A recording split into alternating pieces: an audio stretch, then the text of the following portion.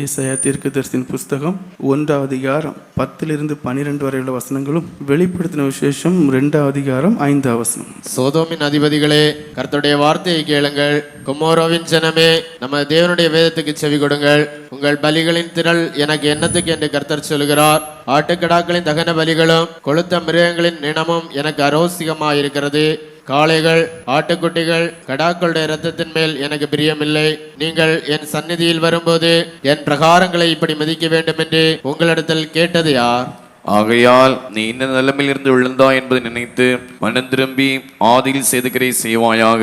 இல்லாவிட்டால் நான் சீக்கிரமாக உன்னிடத்தில் வந்து நீ மனம் திரும்பாத பட்சத்தில் உன் விளக்கு தண்டை அதனை நீக்கி விடுவேன். பாருங்க, தேவன் என்ன சொல்றாருன்னா, யூத ஜனங்களை பார்த்து தான் சொல்றாரு. அதாவது சொந்த ஜனங்களை பார்த்து தான் சொல்றாரு. சோதோம் குமோராவின் ஜனங்களேன்னு சொல்றாரு. அதே ஏசாயா 1 அதிகாரம் 2 வசனம் நீங்க வாசிப்பீர்கள் என்றால், என் ஜனம் என்று சொல்றாரு. நான் நேசித்த என் ஜனங்கள். அந்த ஜனங்கள் எனக்கு செவி கொடுக்கலங்கிறார். இப்போ அதே ஜனங்களுக்கு தான் என்ன பெயர் போட்டிருக்காருன்னா, சோதோம் குமோராவின் ஜனங்களே.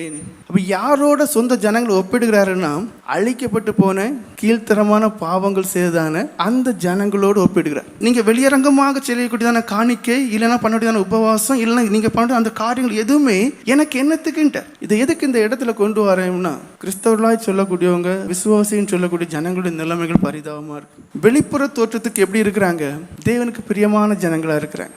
ஆனா உள்ளார்ந்து அவருடைய சிந்தனைகளும் சரி, வெளிப்புறமாக அவருடைய செயல்களும் பார்த்தீர்கள், ஆனா அது கீழ்த்தரமானதா இருக்கு. அநேக ஜனங்கள் இடரக்கூடியதா இருக்கு. ஆராதனையில ரொம்ப பயபக்தி உள்ளவங்க, ஆனா உங்களுக்குள்ள இருக்கிறது அவ்வளவு கசப்பும், உலக ஆசையும், பொருள் ஆசையும், மனுஷங்களை பிரியப்படும் தேவ துரோகம் உங்களுக்குள்ள நிறைஞ்சு இருக்கு. நீங்க யாரும் பரலோக ராஜ்யத்துக்கு போவீங்கன்னா போயிட மாட்டீங்க. அது அரிதான ஒரு காரியம். ஏன்னா வேதம் சத்தியம் அப்படின்னு அர்த்தம் என்ன? வேதத்துல இருக்கிறதுபடியே ஒரு மனுஷன் நடந்தா மட்டும்தான் பரலோக ராஜ்யம் போக முடியும். நீ இன்ன நிலையிலிருந்து விழுந்தா என்று மனம் திரும்ப என்று சொல்லப்பட்டிருக்கு. அநேகருக்கு பிடிச்சிருக்குது உலகத்தின் ஆவி. நீங்க தப்பு பண்றீங்க. நீங்க ஆவிக்குரியவங்கன்னு சொல்லக்கூடிய எந்த நிலைமையும் உங்களுக்கு கிடையாது.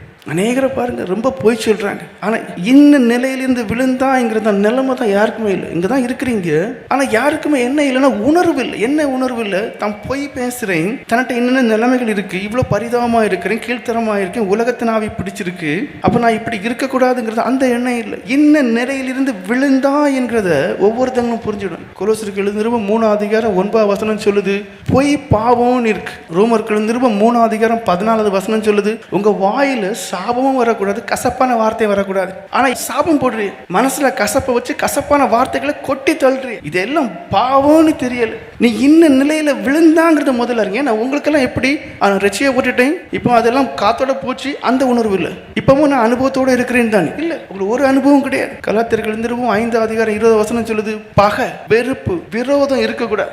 ஆனா இப்ப நீங்க எப்படிப்பட்டவங்களா இருக்கிறீங்க? பகை, வெறுப்பு, கசப்புணர்வுடையவங்களா இருக்கிறீங்க. யாரு மேல போக முடியாது. பரலோகம் என்று சொல்லும் போது அது இடுக்கமான வழி. நீதிமொழிகளின் புஸ்தகம் 8 அதிகாரம் 13 வசனம் சொல்லுது, அகந்த பெருமை இருக்கக்கூடாது. ஆனா இப்ப எல்லாருக்குள்ள இருக்கணும் பெருமையும் நான் தாங்கிற எண்ணமும் தான். மனத்தாழ்மை எத்தனை விசுவாசிகள்கிட்ட இருக்கு? கிடையாது. மத்திய எழுதின சுவிசேஷம் 6 அதிகாரம் 15 வசனம் சொல்லுது, நீங்க பிறரை மன்னிக்கணும். இப்ப மன்னிக்கவே முடியல. நீ இன்ன நிலையில விழுந்தாங்கிறத முதல்ல அறிங்க.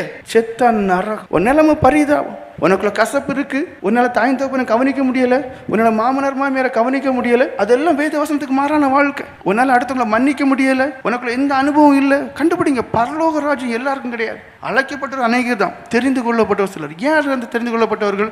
என் வசனத்துக்கு நடுங்கிறவனையே நோக்கி பார்ப்பேன். வேதத்துல ஒவ்வொரு வசனத்தையும் பார்த்து இதன்படி எனக்கு அனுபவம் தாரும் கெஞ்சி கேட்டு அந்த அனுபவத்தை சொந்தமாக்கி கொண்டவங்க தான் மேலே போக முடியும்.